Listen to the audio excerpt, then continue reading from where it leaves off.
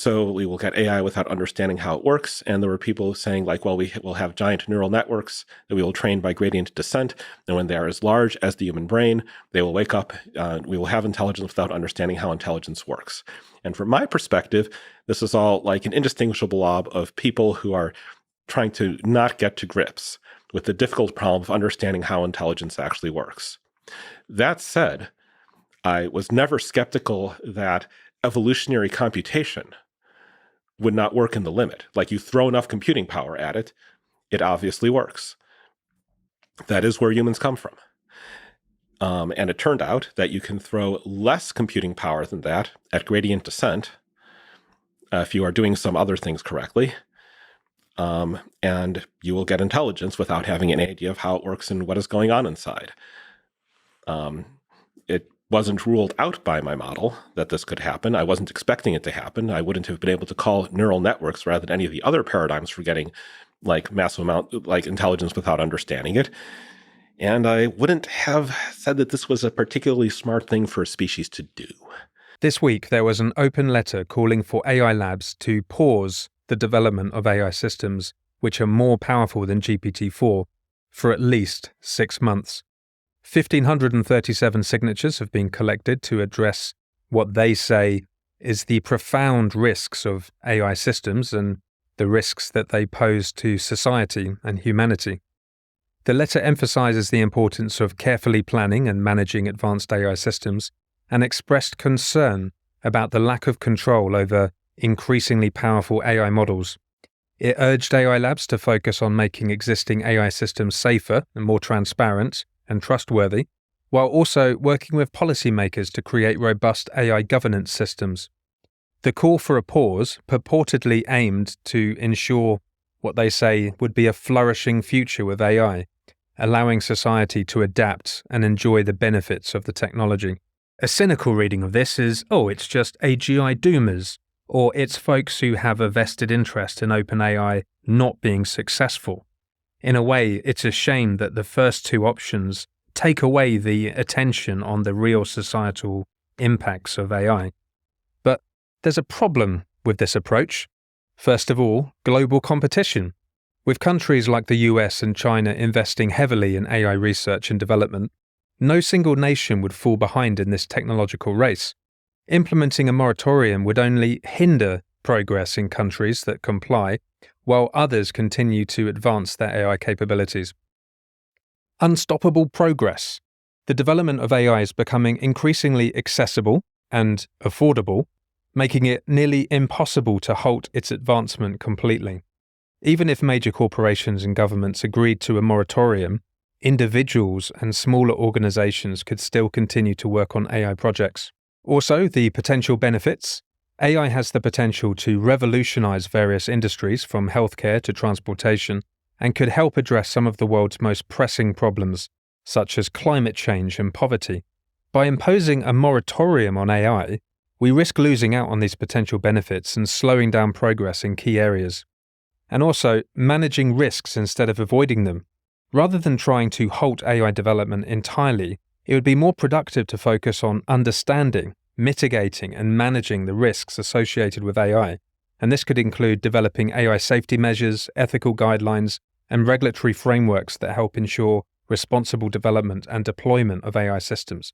The real problem is that there's no friction between the legal landscape and the technology landscape at the moment. Like, if you already have giant nuclear stockpiles, don't build more. If some other country starts building a larger nuclear stockpile, then sure, build.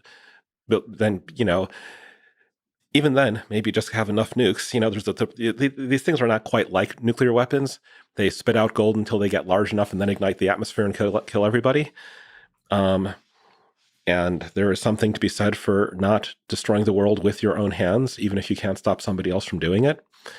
But open sourcing it, no, that's just sheer catastrophe. The whole notion of open sourcing this was always the wrong approach, the wrong ideal. There are places in the world where open source is a noble ideal, and building stuff you don't understand that is difficult to control, that where if you could align it, it would take time. You'd have to spend a bunch of time doing it. That is not a place for open source, because then you just have like powerful things that just like go straight out the gate without anybody having had the time to have them not kill everyone. Yep. It's very true. This is another classic in the alignment world, is that it's kind of like futurist whack-a-mole, where the usual way this happens is the futurist says, "Hey, I think AGI could do some like crazy things, and like things we can't understand or predict." And then the interlocutor will be like, "Well, okay, name one thing," and then they name a thing, and like, "Oh no, that's actually irrelevant because actually that can be fixed using this," and then like, "Well, yeah, sure, but what about scenario 2?" And like, "Oh, okay, yeah, but like we could have done this other thing to solve that." But then the futurist at some point is like, "Don't you see the problem? You didn't think of 1 or 2 before I pointed it out to you." Yeah, but I could fix it once you pointed it out. Like, no. The generalized form of this is that a sufficiently intelligent system will come up with even more things that neither you nor me can come up with. Yeah. This is it's very funny how often I've run into this exact scenario where I like give people, like people ask me for a scenario and I'm like, fine, here's the scenario. And they're like, oh, okay, well, I'm not worried anymore because I could fix that one. And then they don't generalize to the general case. Like, okay, but you didn't come up with it either. So what are all the other things you're not coming up with? If you're dealing with a system that is smarter than you should just expect it can trick you. Even if you can't come up with how it can trick you, you should just assume there is something it can do that can trick you. We should worry, though, about people using large language models to control things like electrical power grids. There are companies now who want to make current AI, which is limited in a bunch of ways, and connect it to every bit of the world's software. That seems like a scary mission to me, not because these systems are going to go rogue and deliberately want to take over the world, because they don't understand the world, and so they're going to make bad decisions when the world is different from how it was when they were trained. Decision theorist Eliezer Yudkowsky just published an article in Time magazine calling for an indefinite and worldwide moratorium on the development of artificial general intelligence, boldly asserting that we're not ready for the potential catastrophe it may bring. Yudkowsky argued that the key issue is not human competitive intelligence, but rather the consequences of creating an AI which exceeds human intelligence.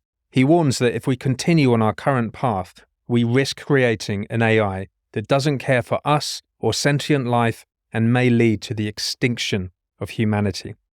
Yudkowsky emphasizes that, in his opinion, the situation is dire and a mere 6-month moratorium is insufficient. He urges for an immediate halt to all AI large training runs and the shutdown of major GPU clusters with no exceptions for governments or militaries. He calls for international cooperation to enforce these measures, stressing that we all live or die as one in this matter. So, in this passionate plea, Yudkowsky argued that policymakers should recognize the gravity of the situation and take decisive action to shut it all down. He contends that if we forge ahead recklessly, everyone, including innocent children, will suffer the consequences for it. The thing is, though, this just doesn't really add up, does it? I mean, first of all, the hard limits on AGI. I mean, one counter-argument is that there are hard limits in what any AGI can do. It can't break encryption, it can't invent warp drives, it can't cure Alzheimer's. And critics argue that Yudkowsky's fear of AGI bootstrapping itself into the real world by emailing a DNA sequence to a synthesis company, it seems patently absurd, as if an AGI is not an intellectual Santa Claus machine. The comparison of the 11th century fighting the 21st century is also perceived as inaccurate, as the 11th century people were not dumber, they just knew less. An AGI would be smarter, but doesn't know more than we do. Critics also argue that the extinction risk discussions are unmoored from various fields of knowledge, including evolutionary biology, cognitive psychology, real AI, sociology, and indeed the history of technology. The arguments lack a plausible sequence of events with logical causality that lead to mass extinction, and instead rely on hand-wavy assumptions and hypotheticals. Some believe that the real threat to humanity is nuclear war, and Yudkowsky's suggestion to bomb rogue data centers may actually be more dangerous than any AI development. Also, there's a concern that even if some researchers and organizations were to halt their AI development, others would continue, creating a collective action problem. Stopping AI development is seen as impossible, as no one's willing to give up when someone else out there is willing to take the risk for the potential advantage. This reality calls for a different approach, such as focusing on defensive AI, even though it might be futile.